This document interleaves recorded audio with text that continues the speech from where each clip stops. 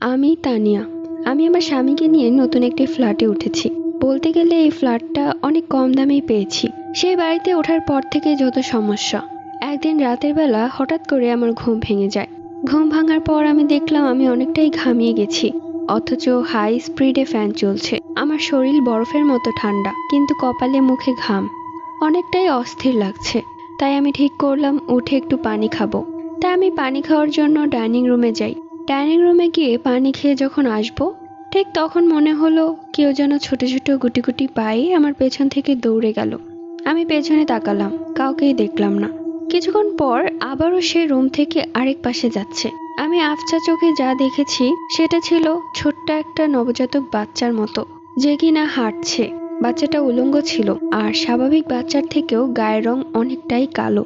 বাচ্চাটির চোখ জ্বলছিল, শয়তানের মতো হি হি করে হাসছিল, আর দৌড়ে দৌড়ে এই